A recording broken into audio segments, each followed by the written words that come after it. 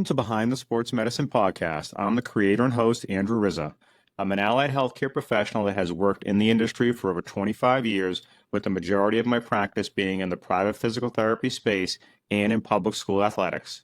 My curiosity prompted me to create Behind the Sports Medicine Podcast to discuss the ever-changing landscape in the healthcare industry, focusing on sports medicine, physical therapy, athletic training, and sports science.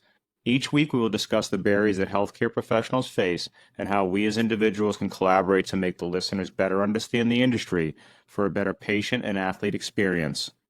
Now, on to the show. On this week's Behind the Sports Medicine Podcast, I'd like to invite Christina Haverty. Chris is the Assistant Vice President of Workforce Development and Global Engagement at Lasell University in Newton, Massachusetts. With over 30 years of higher education experience as a practitioner, educator, and administrator, Chris provides leadership and strategic direction for the planning, delivery, and reporting of workforce training programs, customized skills development training, and community education programming activities responsive to industry-driven needs, both globally and domestic. As the founding dean of the School of Health Sciences at Lasell, she took an active role in creating an optimal educational experience for students of all levels, as well as for faculty. Chris supports students and faculty through global and domestic collaborations, professional development, advocacy, and academic program development. Chris's expertise in establishing global and domestic partnerships, developing educational experiences and programs, and accreditation led to the rapid expansion of the School of Health Sciences at Lasell and the acquisition of partnerships in the field of sports, education, and healthcare. Before her 24 years at Lasell, Chris was the coordinator of sports medicine at Massachusetts Institute of Technology in Cambridge, Massachusetts, and is an athletic trainer for the U.S. Soccer Federation. As an athletic training and exercise science educator, Chris's passion for active learning is the foundation for academic programs at the professional, undergraduate, and graduate levels, with the primary focus on student engagement, experiential learning, and the development of transferable professional skills. Chris earned her Bachelor's of Science degree in athletic training from Springfield College, her Master's of Education in Counseling Sports Psychology from BU, and her Doctorate of Philosophy in Leadership and Education from the University of Massachusetts Lowell. Welcome to Behind the Sports Medicine. Today I have Christina Haverty from Lasell University joining us today, and we're going to talk about her journey as an athletic trainer into her role as a professor, department chair, and then into her new role now, which is a 360-degree spin from where she was. But still, I think there's a lot to be talked about today of the athletic training program, as this is National Athletic Training Month, and how she was very instrumental in transforming that program and making it what it is today, which is, I think, one of the best in New England. And we are going to get started. So Chris, formal, welcome. Riz, so formal. You went with Christina. I've been Chris for the last 25 years. Yes. Thanks for coming today. I think this will be a great episode today. I enjoy having colleagues that I've worked with and peers, so we can discuss the profession and where it's going. And I think the big thing with us moving forward is how can we transform or help people understand how we're transforming healthcare and then where we all think it's going. So thanks again, Chris. Can you tell me a little bit about your journey through, first becoming a professor at Lasell 24 years ago and what you're doing now in your newest role? Sure. It's hard to believe it's been 24 years. I started at Lasell September 1st, 2000. And it was a career change at the time. I was practicing as an athletic trainer and I was a coordinator of sports medicine at MIT and had been there for 5 years. Finished my master's at BU and really loved teaching. I was a clinical preceptor for Northeastern's program at MIT, and I wanted to teach more. So jumped into assistant professor of athletic training and the coordinator of clinical education at Lasell in 2000. Stayed in that role for about 6 years. and then took on the program director role. At Lasell, our program directors and program chairs, department chairs are kind of one role. You see multiple programs until, we were kind of a startup. Lasell became an accredited program in October of 2001. And when I made that transition, it was at a time where we were going through a reaccreditation process too. So, just flew right into it, overseeing the program, getting it reaccredited, moving it forward, going through various iterations of accreditation, learning how to be a professor. That was the biggest transition there, was going from clinical practice to faculty, was really understanding the role of the professorate, what it means to be faculty, what it means to have an educational philosophy, how that translates to the classroom, how that translates to your students. And then kind of simultaneously, you're figuring out like, okay, and then I have to still remain kind of that clinical hat because you're creating the future generation of clinicians, right? Love my role, but a lot of learning involved. Like really, I spent a lot of time thinking about what it means to be faculty, what it means to be in clinical practice, what it means to be an athletic training educator and an athletic training administrator, like education administrator. And then I threw in 3 kids in that mix. And then, they keep you busy enough, right? So it's like nuts. You're laughing. I know. I only have one, and that's more than enough. I mean, she's trying to get her off the damn payroll, and she's just, Oh, yeah, please. I know. Never going to happen. I know. Right? And then I started moving into more administrative work, more involvement at the university in different roles. I've always had a philosophy not to close any doors, even when you really hate the situation you're in. You're like, okay, can I really? I agree. I think every situation is an incredible learning opportunity, even if it means you learn that you don't want to do that, right? And then from there, we went through an academic affairs restructuring process in 2017. And it created an opportunity for me to become a dean. We had actually had a really flat academic structure, and the department chairs were reporting to our vice president for academic affairs. That gave me an opportunity to apply. So I applied for the dean's role. I got the job. But that was a real change because now it was no longer about athletic training, exercise science, and and similar programs. In the dean's role, it really was, my work was to oversee programs in 3 different buckets. So in the sciences, so forensic science, biology, biochemistry, like your traditional sciences and some applied sciences.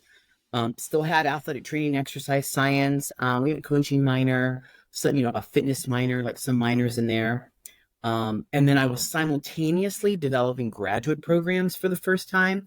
So a master's in nutrition for human performance, a master's in applied sports science analytics, a master's in rehabilitation science, which has a very kind of corrective exercise kind of lens to it. And then we knew that the white paper was being drafted and the profession was looking to move towards that graduate level. So that was kind of in my mind there.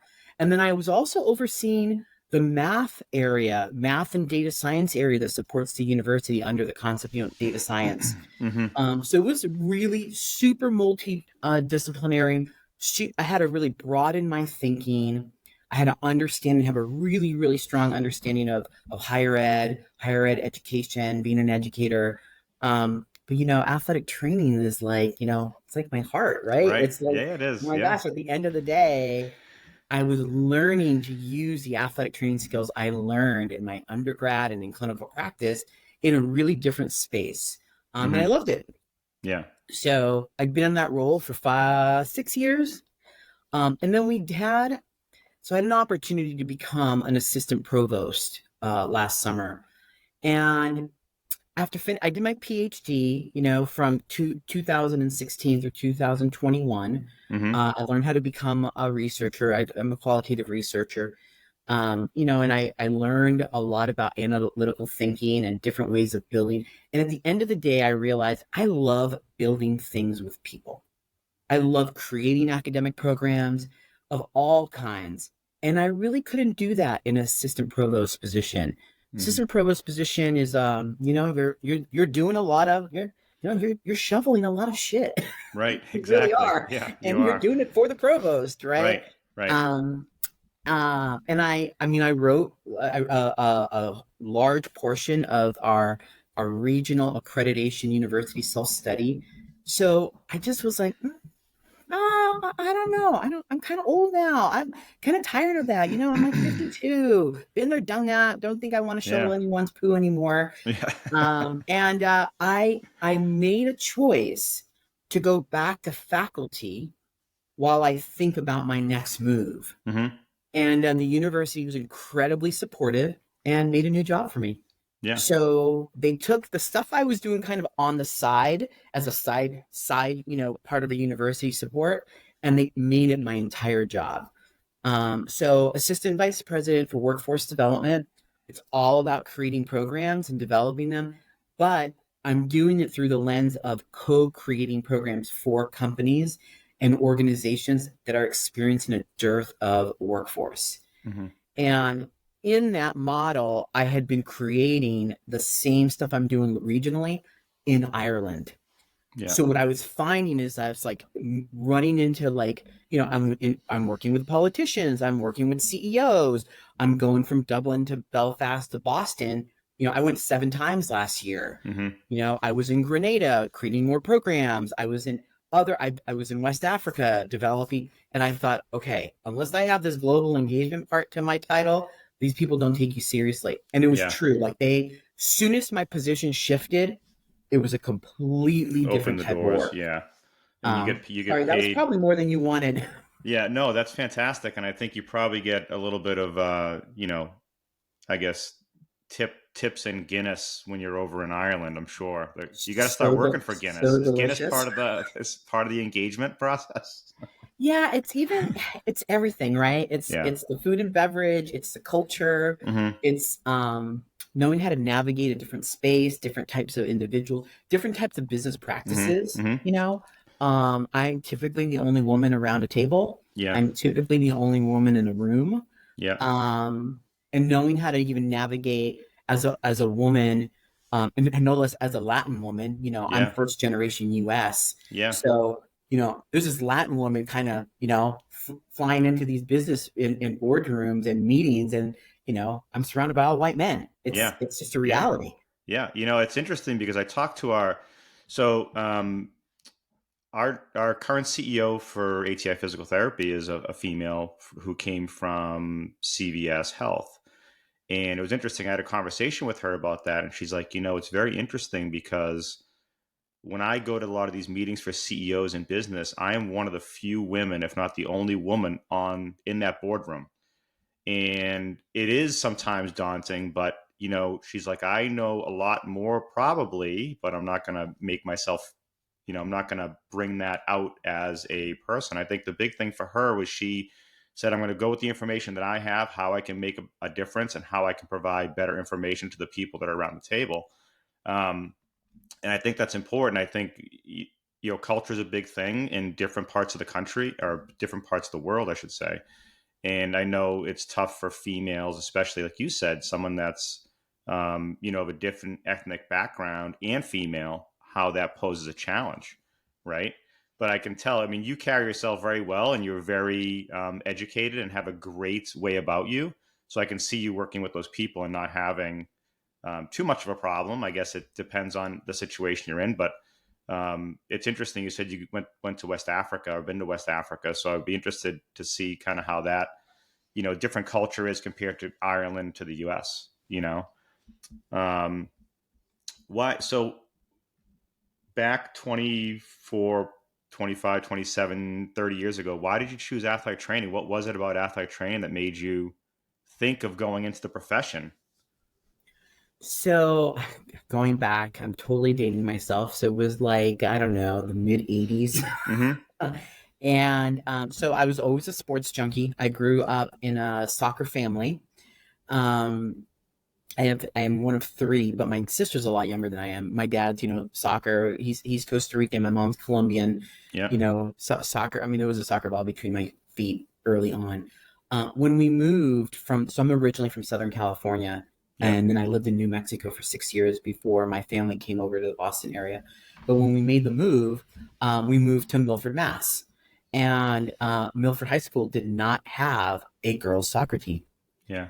So I had to pivot. But Milford, Mass, Milford High School had a full-time athletic trainer.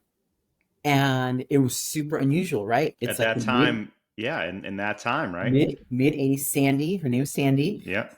and Sandy, graduate of Lock Haven, the things you remember, right? Like, Yep.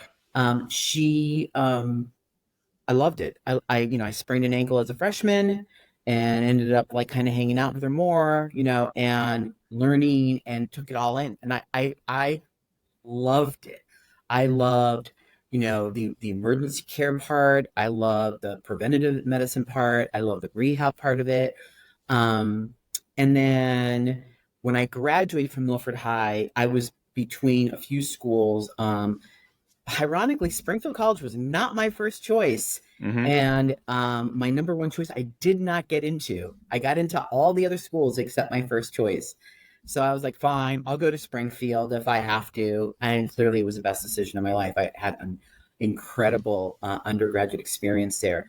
Learned a lot, back then. Springfield was one of the few, the new like accredited programs. So it was like a curriculum-based accredited program. You still had to do like 1,000+ hours, like something insane. I think of Yeah. some of the stuff I did, and I Yeah. thought, oh my gosh, red alert, red alert, do not Exactly. Yeah. allow that anymore. Yeah. So athletic training students at Springfield back in the day, we used to cover intramural sports for the college. Yeah. 100%. Yeah. Well, I'm 11 p.m. I'm watching and I'm covering, right? I'm the Yeah. first aider Yeah. at intramural, volleyball, Right. right? Where everyone Right. has a freaking sprained ankle. Yeah. So Yeah. so yeah. So I chose that route. I loved it. I loved everything about athletic training. What I was learning, what I was doing. It encouraged me to take A&P like while I was in high school. And I don't know, it was like, I want to be an orthopedic surgeon. And I was like, oh my gosh, I can't pass chemistry. No Yeah. way. Yeah. It's interesting because when I was growing up, in high school, I went to a vocational high school. I was going to be a carpenter. Oh, So when I was almost finished school, I remember my guidance counselor goes, "You're never going to get into college." I go, "I probably won't, but I'm going to try." So a really good friend of mine, that, him and I were like joined at the hip most of high school. And he said, "Well, I'm going to go," and he was going to be a painter. Like we went to the same high school together, played football together. We went to the gym together. Like, he said, "I'm going to apply to go become a PT." And I'm like, "Okay, where are we going to go?" He's like, "Well, let's go to Springfield and we'll go to Northeastern." And it was like, our parents didn't know what we were doing. Our guidance no. counselor didn't have any idea. So we just drove to both places. So I said, "Oh, I like Northeastern." He's like, "I'm going to apply here." I said, "Oh, I'll apply there too." So, I mean, right now, if my daughter did, I'd be like, "What the heck are you doing?" Like, Right. we had to be part of this whole process, and you know how it's been with your But kids. But are your parents, are you first gen college? First no, my generation? dad went to Northeastern, but he went nights for Mm, engineering, mm. and I think my mother ended up having her associate's degree. I think, um, at So some I'm first level. generation college Yeah. So too. for you, So for me, it was like, they're like, what? yeah, How? Sure, yeah, sure. yeah. Just sign up. Ask someone at your high school. They'll help Yeah, you, yeah, you and know. I had mentioned this in the last episode. I was talking to Cam Roth. He's an orthopedist in Arizona. I said, I applied to Northeastern to physical therapy, and they're like, "You know what? We can't, we don't have a space for you, but there's this athletic training you can apply to." I'm The, like, the default. I'm like, okay. And then I'm like, you know what? The athletic trainer that I had in high school, he was pretty much there full time too, which was weird. It was probably 75% of position. And I'm like, that was pretty cool, like working with the athletes. So that's how I got into it. And, you talked about, you going back for your PhD and kind of furthering your education. And I talk to kids a lot about this. Like, your education never ends. It's always like we're building and we're trying to think of the next step in our education process. So for me, it was, I got my education as an undergrad in athletic training from Northeastern. Then ended up getting a master's degree from there in my leadership development. And then I then went back and, got a PTA degree. And this is all while I was working full time, when I was working in a PT practice helping out, but then also as an athletic trainer for Weston, where I've been for 20, I think I thought it was 26 years. And then I went back again for my second master's in a program that you developed at Lasell, which was sports science analytics, which for me, I was talking to you about this several years ago when this Right. program started. I said, I got to think of like, what's the next step for me when I step out of athletic training, whenever that is. And even before that, I can apply a lot of that degree to what I'm doing now to make sure that my athletes have the best that they can get in the process of recovery, in the process of rehabilitation, and educating them to be better in performance and then recovery. And then also help others in the field. So for me, it was always evolving. And, But I I don't think, know if, I think it is for a lot of athletic trainers.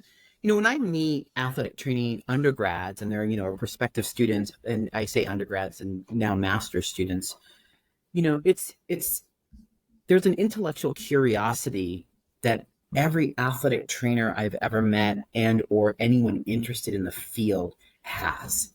It's Mhm. really fascinating. And I think that's what drives us to go in this direction, right? I think where I'd love to see athletic trainers think more broadly about is what else can you do and still in the field, right? That you're utilizing your skill set just in a different way.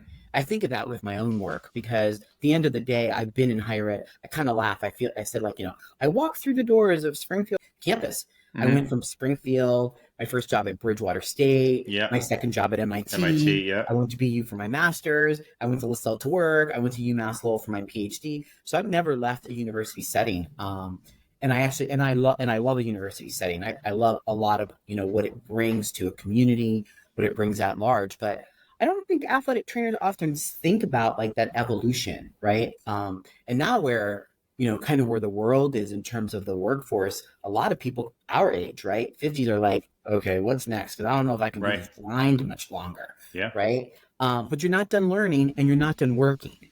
Correct. So it's like you're reinventing yourself, which is actually kind of cool. Yeah, it is. It is. And I think the relationships that you build throughout your career are very important and the people that you keep connected to. And you made a great point about, not burning a bridge, like keeping everything open because you never know what's going to happen. Like you could get to a point with this, what your job is right now at the university and say, what, I want to go back to doing what I did. Is there something that I can help to develop even further outside of that? So, I mean, there's always things that we want to keep open and people we want to keep in connection with because that's what keeps us relevant, but also you add value, I believe, Mhm. with a lot of that. So, what do you miss most about being just the clinical athletic training professional? Like, what's the biggest thing that you miss just doing that day to day, working with athletes and providing, um, you know, for them, I think someone in the healthcare profession that can give them some good advice, help them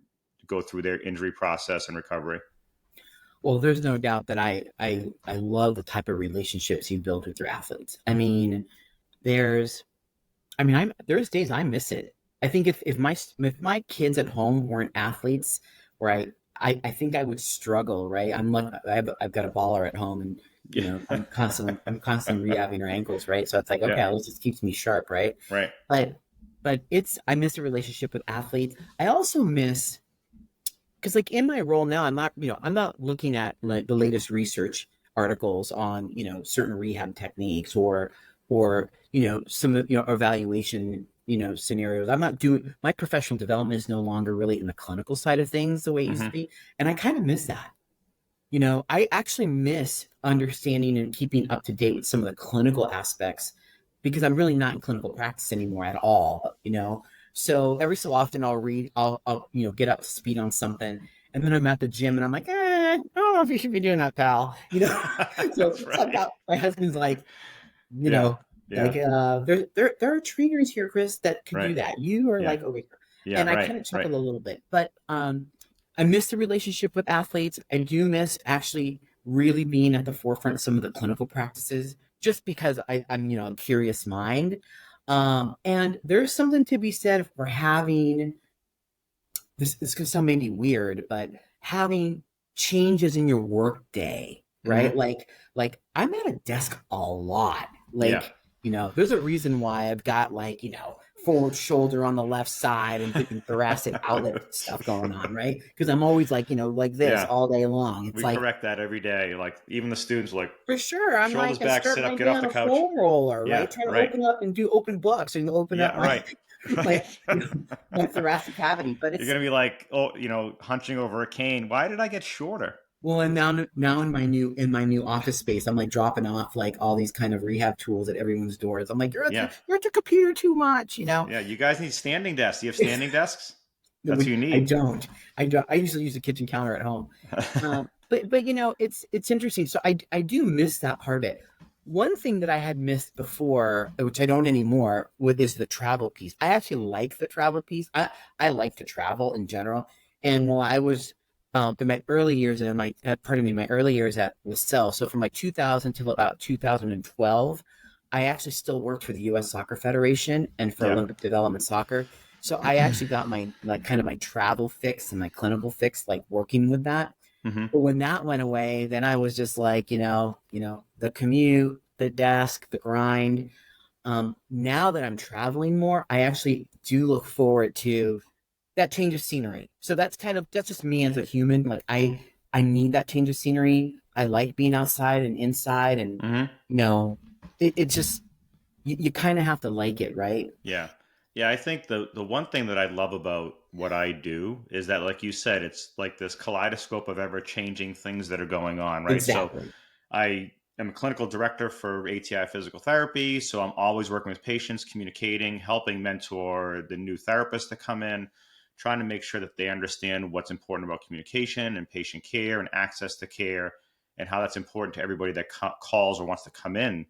Same thing with athletes. When the athlete walks through the door, when I get a clinical student, the first thing I tell them is that person that comes through the door, ask them what they need. Because some kids come in, ninth graders, they're like a deer in the headlights. Like, what's going on here? What's this space? Like, what's going on?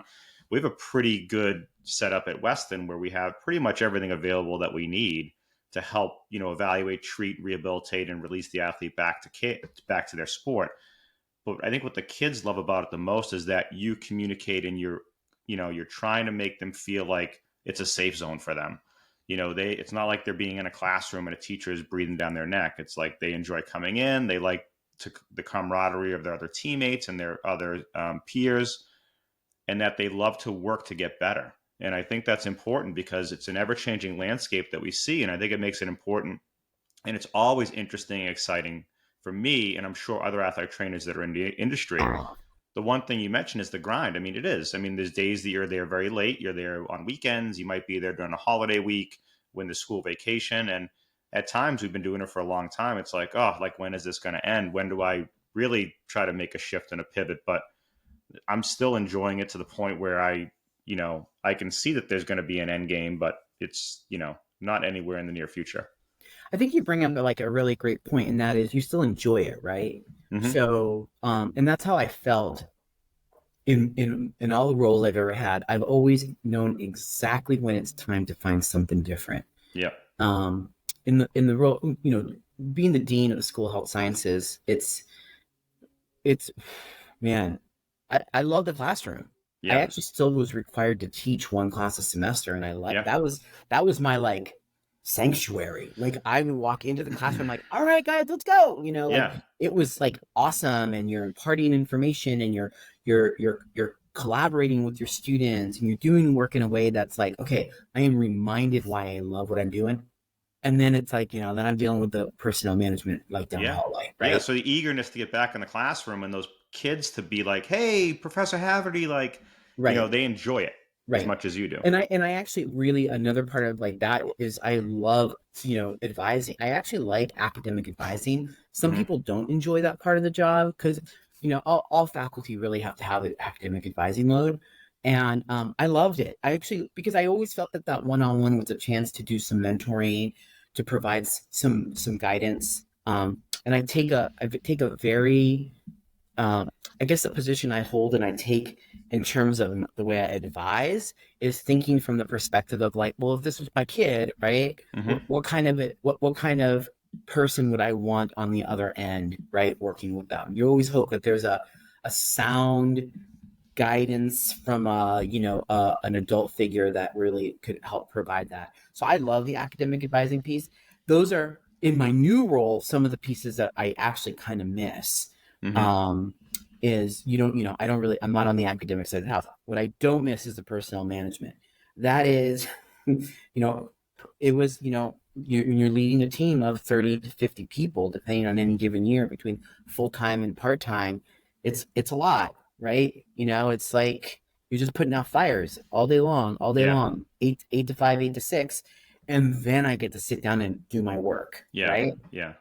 And that's got to be challenging too for you because, like you said, you're someone that's always want to be moving and doing. And like, it's almost like as that in that position, it was like the shit rolls downhill almost. Like you have to pick it up, pick the pieces up and try to deal with it. So it can be daunting and challenging, I'm sure. Well, you do find yourself the type of mentoring you're doing also shifts Yeah. from that student to the faculty. Young faculty, junior faculty have very different needs than a veteran faculty member. Mm-hmm. However, that veteran faculty member still needs mentoring and support in a different way. So just knowing how to navigate the mentoring kind of spectrum from Yeah. like the freshman that walks through your door to the senior to the grad student through your junior faculty to your veteran faculty, and balancing it in a way that you're still meeting all the demands of your job, or they become challenging. Yeah. Where do you think, I mean, putting your athletic training hat back on and actually professor, and chairperson hat, where do you think the profession's going? I think there's this, I guess the healthcare landscape is ever changing, and we hear stuff about PAs now. Are they going to go away? And nurse practitioners are taking over, and we see the physical therapy space moving into more of the athletic training realm as some organizations, colleges, and professional sports are hiring ATPT sports scientists. I think there's always going to be a place for athletic training. I don't think it's going anywhere. But given the cost of education, um, how that varies across the spectrum of universities and colleges, which is absurd to be, because I had to deal with that with my daughter recently. I'm paying college tuition too, believe and me. now she's in grad school, which is even worse. But anyway, that's a story for another day. I think where it's going, and then the return on the investment is astounding. And I think it's kind of a two-part question. Like, where do you think athletic training is going, and how do you provide an education that is meaningful, that is valuable, and that is going to pay off? But then how do we get those salaries to increase? Because we've been talking about this for 20, 30 plus years about bringing salaries up for athletic trainers and the value they provide. So can you speak a little to that? And I know it's a long question, but I'm sure you Yeah, can I can see the wheels turning there. well, that's the thing. I'm trying to think about where to start. Yeah. Um, let me start with cost of education, okay? Because I've been in higher ed for so long, and there's no doubt that I think as consumers of education, right, prospective students, you have to do your due diligence and see really what makes the most sense for you, fiscally. But I also think that people don't think about the investment the way they probably should, right? Okay. So for example, I think to myself, so my husband's an attorney, Yeah. right? And someone's like, "Oh my gosh, you paid for all those law school bills, which was like obscene, right?" Yeah. Yeah. But he couldn't have his career without it, Correct. and he has made that money, 10 times over, Yeah. right? So then I always think like, okay, how much is someone going to spend on X amount of education, right? And what value does that hold long term, right? So I decided to invest in a PhD later in life, right? Does it really? And by the way, my employer did not require me to do it. I would have been fine at my job for the rest of my life. Just your overachieving self wanted to Well, become. and I had a professional goal and it's a trajectory. Yeah. But the reality of it is that for me, I knew I was going to work for at least another 15 years. Mm-hmm. And I sure the hell wasn't going to die at the desk I was sitting at. Mm-hmm. And because I chose a career in higher ed, and quite frankly, my jobs have always been really PhD required. I just didn't have it, and I got the job anyways. I was going to make that money back over and over, right? Mm-hmm. And more importantly, it made me eligible for higher paying jobs. Yeah.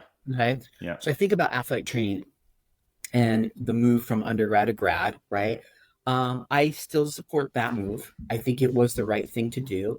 And part of it is understanding how undergrad works, right?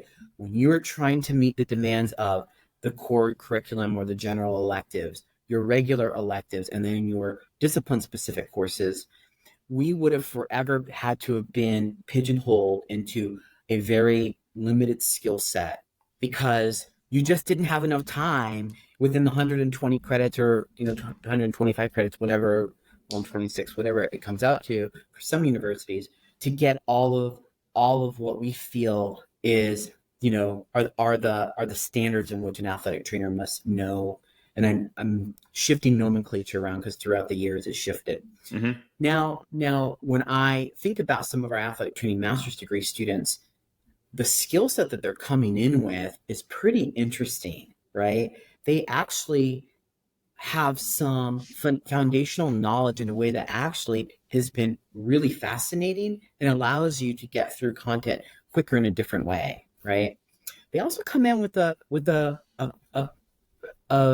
kind of like knowledge base that our undergrads never had, right? Whether it's a background in exercise science or whether it's a background in strength and conditioning or their knowledge of kinesiology and biomechanics, whatever it happens to be, or someone that is a change, right? Someone's a sport management bachelor's that decides to go kind of the athletic training route. Yeah. The skill set's pretty interesting, Mm-hmm. right? You also have someone that has developed their critical thinking patterns.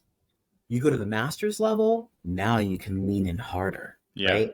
So I do think we are educating a future generation of really high level athletic trainers. Mm-hmm. Not to say that we weren't great, right, Riz? But Right. at the end of the day, it took us that much longer to get to that way of thinking. Right.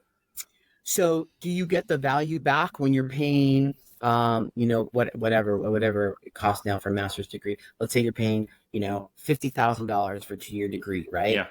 And you already did 4 years of undergrad. Yes. Right. Yeah. So we can add that up. It's pretty big, right? Yeah. Are you getting your value back, the money back? Well, you wouldn't have been able to get your job as an athletic trainer. Okay. Now let's shift towards what I think about our pay as a profession. I think, I think as a profession, for whatever reason, and this is not the blame game. This isn't anything. We haven't done a great job of establishing our value, mm-hmm. right? And for me, it has nothing to do with third-party billing, none of that. Yep. And the only reason I use that term is because I know for a fact what some strength and conditioning coaches make at university and professional levels. And believe me, there's no third-party billing there, right? Yeah. So I think, and I don't know why, right? Is it that we've always tried to be the jack of all trades and be the generalist and not the specialist? Or maybe that generalist is of greater value now, I don't know what it is, but for whatever reason, that value hasn't been acknowledged and identified. Mm-hmm. I'm going to give you a little anecdote to make you chuckle, right? I was literally in the process of giving birth to my third child. Okay. Till I tell you this. Yeah. It was a very strange experience. An aha moment. I hope your viewers appreciate this. Right? Yes, I'm sure they will. Okay. Baby number 3. Yeah. 3 high-risk pregnancies. Yeah. Bed rest with all of them. My preemies range between 28 weeks gestational age with my youngest to 30. I went the longest with my third. So I had her at like 35 weeks. So she was like pretty much fully cooked. Right. Yeah. So, but she was an emergency C-section. Okay. Right? Same OB with all of them, high risk, Brigham and Women's. Yeah. Okay. So, literally, we got curtains up. I'm getting sliced open. Husband's here cheering me on. Epidural's kicked in. They're working on finding the kid. Yeah. And he's chatting. Happens to be my OB chatting with the other physician or PA or whoever was in the room. Yeah. Don't remember. I was trying to kind of not think. Yeah. And he plops his head over, kind of like above, and goes, "Yeah. Hey, Christina. So what do you do for a living?" Wait, what are you? Because every time we have an appointment, you know everything I'm talking about. Yeah. You know exactly what I'm saying and why this and that. I go, I'm an athletic trainer. Now, I always self-identify as an athletic trainer. Yeah. Right? Yeah. No matter what at the time, I was a professor. I was a department chair and program Yeah. director. Um, and he's like, oh yeah. He goes, so I could hear him speaking to his colleague. Yeah. Like, she knows all this stuff. And Yeah. she's an athletic trainer. Yeah. She knows all the Gen Med stuff, and she knew this Yeah. and that. And he was so shocked, right? And you could tell it in the tone of his voice and talking to his colleague, right? Which just made me chuckle because I thought, how come no one knows what we can do? Right. How come nobody understands how valuable of a clinician we really are, Yeah. Correct. right? Correct. Um, at work, I get called. I would get called the president because I hurt my ankle. Can you help me out? Yeah. Like the Yeah. provost. Okay, my blood sugars are slightly off, and I Yeah. did this and that. I'm like, well, Yeah.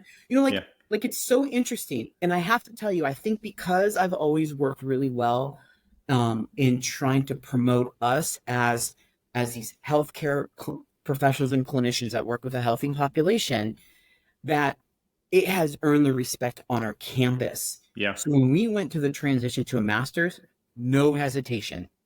When the numbers were dropping in enrollment, okay, little hesitation, but I was able to push back, right? Yeah. Now our numbers are they're climbing. And there's never, ever, ever a doubt as to why we have a program or why we've continued to grow. Yeah. No, that was great. I think the one thing that I look back to, and you talk about everybody asking you for advice because they know what you do and what we do as athletic trainers. The general public doesn't know much about what we Yeah, do, look, I don't right? get And I it. think What the heck? I think it's tough unless you had, and I think it's definitely changed and it's transitioned over the years because when I first started, nobody knew. They thought we were horse trainers, like dog trainers. Weight trainers, Yeah, and right? now a lot of their kids they have gone through as athletes, and their kids have, so they now know. So it's a little bit better now. But I remember, Chad Starkey was our program director at Northeastern, and he would always say to us about education. To go back to the education piece, he's like, just remember this: I don't care if you pass your exam, that is entry level. It's Right. like, and I always tell kids, think of when you put the bumpers up on a bowling alley so your ball can't go down the gutter. That just gives you a clear path to be able to practice at entry level. And now, if you put the gutters down, you can now veer off and become more educated. So I think you have to just keep that in the back of your mind is that how do we get better? We want to promote ourselves, we educate. And it was really interesting to me this past year at the Board of Allied Health, we went through that whole process of continuing ed for PTs. Mhm. PTs and OTs did not need continuing ed in the state of Mass for education to continue to practice, I should say. Mhm. And it was one of 3 states, and we're always like, "What the heck was?" And finally, the way that it was written, uh, the definitions of continuing ed and what it meant, it ended up getting passed. So now it just puts the onus on the professional to further educate themselves, which a lot of people were, but I think the older part of the population in that profession was not doing what they needed to do. So we get a lot of questions now on, well, what do I have to, how many hours do I need? What do I need to do? And it goes back to the whole hours thing we talked about, which is totally separate with going through traditional athletic training programs. And they got to do 2,400 hours at Northeastern, But no, which was I mean, crazy. I will say that is as much as people get frustrated with where the profession has gone to the master's level, there's something to be said, and we should be proud of our willingness to evolve as a profession, because some don't, right? Yeah. And the way, think about it, if you don't evolve, you die. Yeah. Right? You need to keep moving. Literally. Yeah. Evolution is necessary for life. Yeah. And that's the one thing that I've kept continuing my education because, like I said before, like I'm looking 10, 15 years down the road. How can I continue to be relevant? And that's sports science, healthcare advisement, and then doing some of that stuff with some of the younger populations or even organizations. So for me, I can step out of the traditional role and the management role and then still do that. So for me, it was always like the rate of return on investment for education for me. I knew that if I spaced this out for 15, if I end up going back for another master's degree or even the first one, I knew that was going to pay off over so many years for me. And that's the way I looked at it. So my talking to young professionals or young students, my advisement to them is it will pay off at some point. It's going to take time. So don't look at it right now. And I think there's some young professionals that come out even, in other professions where they're like, I want to be making $150,000 a year. I'm like, that doesn't happen out of the gate, and it might not happen. Like, you have to understand, like, you have to evolve and make yourself relevant to the point where you're making a difference to open up other doors for you down the road. But again, like you said before, don't burn the bridge that you're Mhm. already on, because that then creates problems down the road for you. It's funny, you just said something that made me think about we have to think that evolution piece is interesting, but that also might look different for like I kind of laughed. So recently I said to my husband, I go, I feel like I should go get an MBA. And he was like, Why? Chris, we're all done with school. Yeah. We're paying college tuition now. You're not Yeah. going back. I'm like, no. I think this would be really good for me. Like, and he's like, no more homework. No Yeah. more being in a coffee shop to draft a project or a capstone. Yeah. When we go on No more, vacation, you can just relax you on know, vacation. but it's for me, it's now in my new role, it's so business oriented. So Yeah. of course I'm teaching myself business planning and P&L, creating Yeah. P&Ls, Yeah. right? Yeah. So P&Ls are very fun, by the way. No, they're not. this is what I did like a couple of weeks ago, and I was kind of laughing. I'm like, but I think it speaks to I think I craved that challenge, right? The intellectual challenge. And I think Yeah. a lot of athletic trainers do. But you also mentioned you made a comment about your sports science degree, your applied sports science analytics degree. And I'll tell you, I know people are like, PTs. I don't know. I think it's been going on for a while, and I don't know how many individuals in our profession are really paying attention to what that sports science analytics piece and that sports scientist is doing in Mm-hmm. terms of creeping into our spaces, you can say, our Yeah. profession in a way. People are underestimating the role that data and that sports science analytics piece is playing in our work. And again, another skill set to think about, right? Once upon a time, it was like the PT thing, and I'm not saying that's gone away. I think there's plenty of work for all of us. There really is. Yeah. But I do think athletic trainers have to think of their evolution and how that sports science piece comes into play, in addition to, of course, some of the other pieces like healthcare, like public health. Why aren't athletic trainers at the forefront of public health? Yeah. Yeah. And I mean, that brings me to the question of, it sounds like, I mean, if you look at PTAT sports science, like, how do we coexist to be able to, for the betterment of the patient or the athlete? So it sounds like, we all need to play together in the sandbox and play nicely, in order for it to work. And, I find a lot of, it's interesting being an athletic trainer, but also just not just, but being a PTA. Like, I'm a clinical director and I've been doing this for a long time. But PTs that have come out and that have worked for me in my space still come and ask me questions about clinical care, because they know that, the outcomes have been good. We provide great care across the board, but we all lean on each other to make sure that we're doing the best for the patient. And the same with the athlete. Like, I still call on friends that are athletic trainers about something if I have a problem with somebody. Like, hey, if you've had this type of case, like, what did you find worked? And I think that's important because we can then bounce things off of each other. And I do like to be able to provide the best education or feedback to the physical therapists that I work with, or even the other PTAs I work with. So we all can work together to make sure we come to the best decision for that person. So where do you think that fits in, like, as far as athletic training moving forward, or in the curriculums now? Is that being, like, how is that discussed on working with others in the healthcare profession and how to coexist?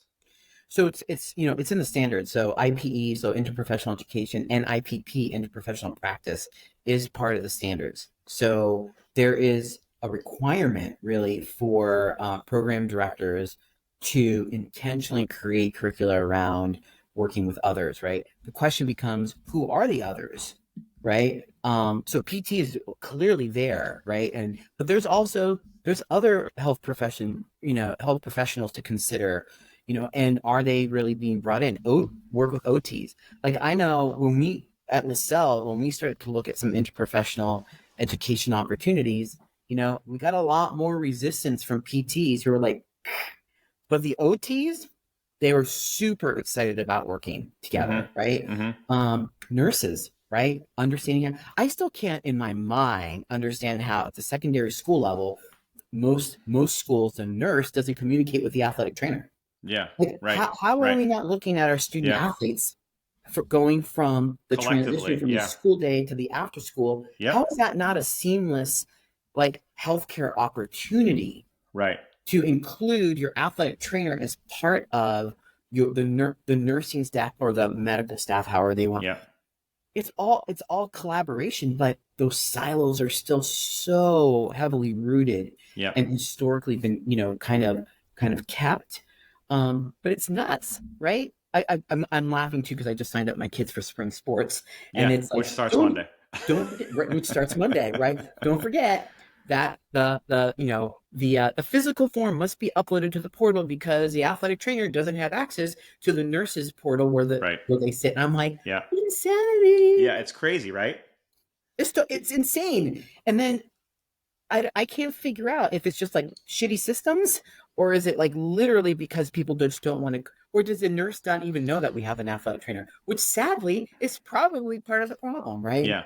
Yeah. It's interesting. We've talked about this for decades, right? And I think I've been pretty fortunate at Weston. All the nurses that we've had close relationships to. We've always talked about the athlete. When we developed the concussion protocol back in 2012, when the state went through the mandate, we sat down and helped write the process for the return to play.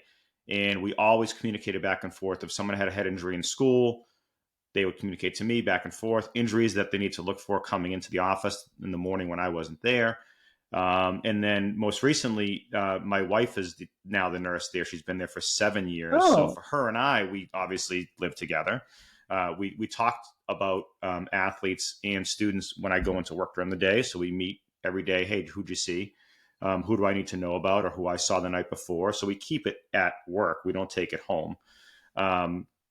And the other key thing is that our nurse leader and I have collaborated on a few things that have been fantastic. One, the EAPs for the school.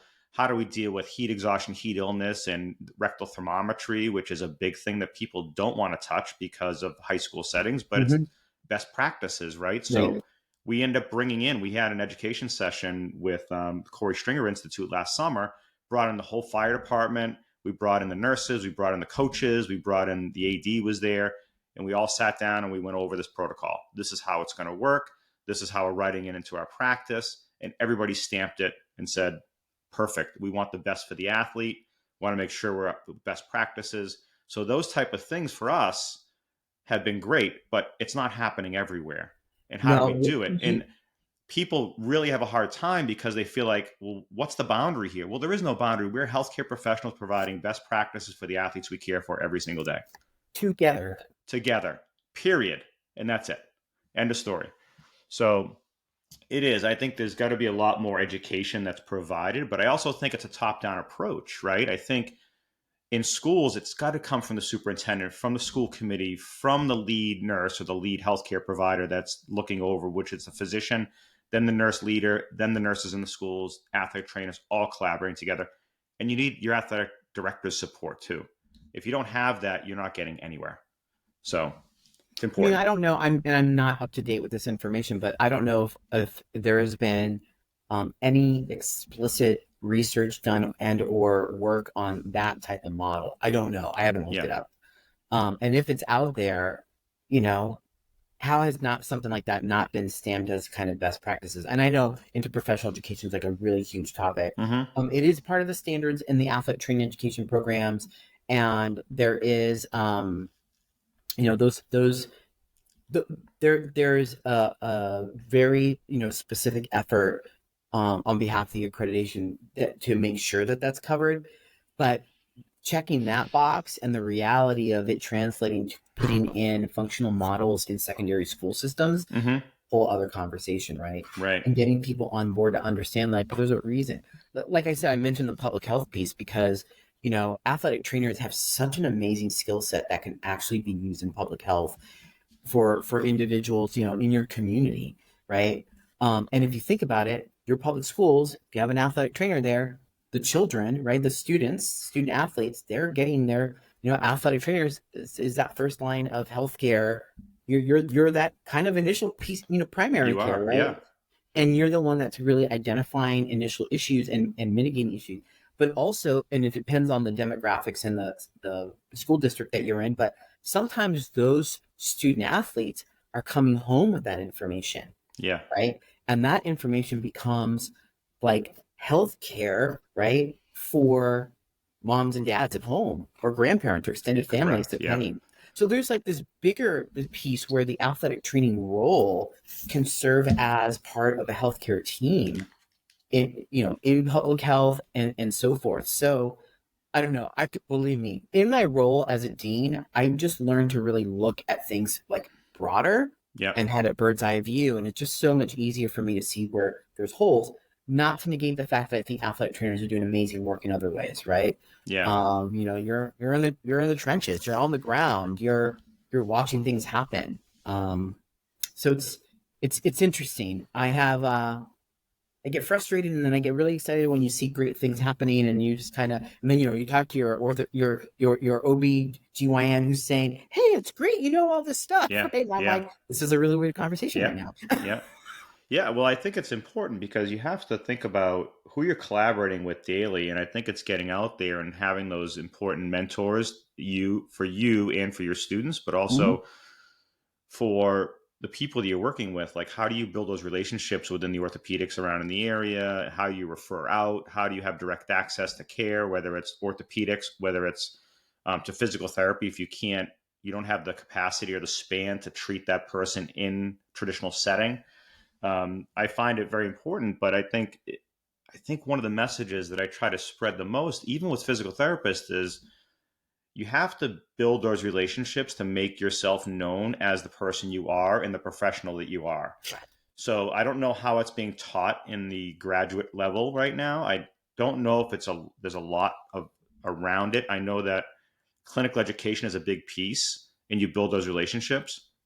Some people are very uncomfortable talking to physicians, I find, or going out and trying to build a relationship with a physician. But the reason why, if I look back to my journey, I found that all the relationships that I built came from really a couple of orthopedics and then all the fellows that they had along the way that worked with me. And now we have such a great relationship that I can text any physician in any discipline to get an athlete in, and they're in that day, next day, that within that week, without question. And I think it's important. It tells us a lot that if you build the relationships and they understand what you can provide as an athletic trainer or a physical therapist, then you're doing the right thing for your patient or for your athlete. As far as mentorship, didn't really talk about it, but I mentioned it. Where do you think that fits in the process of education, and how do you think that fits moving forward for somebody that's already out in the profession? Well, start where it fits in the education process. Mentoring for me, it's like day one, right? Right. You have to decide what the vehicle for mentoring is, right? There's some obvious mentoring relationships that exist, and then some are a little less obvious. Individuals tend to gravitate to people they look up to or feel a connection or are new approachable. So sometimes, there's a more organic way of mentoring happening, and there's a more intentional way of it happening. But, in the education process, it should start with your academic advisor, without a doubt. I think program directors and faculty have this really amazing opportunity to choose to be a good mentor, right? Mm-hmm. But not all people choose that, right? Some people don't like it. It's really interesting. And then, so that's in a program. So I've always encouraged students to identify an individual, a faculty member, a staff member that could be a mentor to them, right? And then you see if that you can't force a mentor. I don't think you can force mentorship. Mm-hmm. I think there has to be some kind of a connection in some way, shape, or form. I think in my experience, my undergrad experience, a great relationship with our program director. And he was an incredible mentor, as he was to many others over the years. But then I had other types of mentoring relationships with some of the GAs, right, at the time, who end up being faculty later on, right? My first boss was an amazing mentor. The dean that I worked for. So there's different spaces where that happens. Sometimes a mentor could just be like even an upperclassman or someone, or someone that's a year ahead of you, but maybe they're like really an older adult. We've had some more experience in older adults in our program. But then So that's one piece of it. But then that needs to be fostered through the years, right? That needs to, and I don't think mentoring's an interesting thing, right? Students are very cognizant of the fact that if you don't have time for them and you don't take the time to create that relationship, they're not going to trust you. And for me, trust has to, that establishing trust is what establishes the mentoring process for me, right? They have to be able to trust you, even if it's just a little bit initially, and then you grow the trust, right? Yeah. Yeah. I think one of the places that is a missed opportunity in mentoring is once an individual transitions out into practice, right? And if I, in a utopian environment, if I was able to do this, I would love to create a mentoring program at the university that an individual graduated from so that the alums can come back and continue that mentoring. Because when you're dealing with young professionals and they're off into that first job and they don't have a mentoring system at that first employer, it's a struggle. I think it's people struggle to want to remain in the profession because they don't have a good experience. They struggle to want to keep it at that employment there. So I almost wish that there was an environment where the university creates a mentorship program for their alums so that in those initial, for the first 5 years when you're trying to, kind of figure it out, there's a place to come back. My alums know, they know, look, they know where to find me. Right. I'm pretty sure they all have my cell number. They all know. I tell them all the time, just come back. I'll answer a question. I'll point you. I don't have all the answers. I'll point you in the right direction. I'll use my professional network to leverage an opportunity for you. Yeah. That doesn't exist everywhere. Not, at least not in a formal way. Yeah. I think I try to do the same. No question I always say is a dumb question or a stupid question. I feel like if we've lived it, we're going to help share it and help to make sure it's easier for the next generation to go through and be successful. And I go back to, I think a lot of young professionals coming out feel the stress levels here, but they feel like they can't navigate it. They can't be able to absorb that stress level and how to use that in a positive way. And I feel like we've lived all of that and we've done it. And if I wouldn't ask somebody to do something I've never done before. So if I'm asking you to do it, it means that I've done it, but I want you to get better at doing it, to be better as a professional. And I think the mentoring piece, I still have mentors that I go to all the time. I just met with one. Actually, Carl was my first episode. He's still a big mentor to me, and I always go to him for stuff. So for me, I'm always learning. And if there's something I'm just confused about, I'll say, hey, Carl, you dealt with this? And to me, I think mentorship's ever evolving. And it's just to make sure that you're setting the expectation for the people that are working with you or below you, or even, the peers that you work with on a daily basis. So I think it is very important. But I like your idea about bringing it to the university. I think that would be very impactful. So it looks like you have some homework to do. Like I needed to add that to my plate, right? I've been really lucky. My first job, I had a great first boss. Gina Pollinchek. She was the head athletic trainer at Bridgewater years ago. I left there and I went to MIT, and we really didn't have leadership at MIT at the time I was there. But I had 3 colleagues. We all started at the same time. And what my time at MIT was about leveraging your colleagues' expertise in a way that allowed you to evolve professionally and personally. So my time at MIT was like all about relationship building with my peers. And as a group, we basically ran the department. And I had some amazing, to this day, still really close to the athletic trainers I was on the staff there over those 5 years. And then at Lasell, it was really interesting because my boss, the program chair, really at the time when I first started, was never a mentor for me, ever. He actually, I think, saw me more as an adversary. As as more like I became his nemesis, I think. And that evolved into we just became coworkers and we were good. But what was interesting for me is like, it was the dean that was my mentor, but she left and then the dean structure went away. Mhm. And then I found myself in a space really with no mentor for Yeah. about 10 years, Okay. like a solid 10 years. And it was really a couple of forward. So That's sorry. Oh my okay. gosh. Dog just went insane. So Yeah, that's sorry. okay. And I went a few years where really it was more about finding a trusted colleague. Yeah. Yeah. Okay. My PhD was different though. Very interesting. Like I met a faculty member who, in my third year, maybe third, who said, "I want to be your mentor." And I'm like, "Yes!" Yeah. Like, Right. we like super clicked right away. The way he thought was really good for me. The way I needed him. I never knew I needed him in a role of mentor and really dissertation chair, which ultimately he became. But then I had other faculty mentors in that space. Yeah. Now my new boss, he's more of a mentor, and my boss right before him, my last two bosses have been much more mentors for me than That's I great. had ever thought. And I'm thinking, I'm like, okay, I'm now like in my 50s, right? I've had I had a boss for 3 years. So the university president, I was a direct report of his when he was a provost.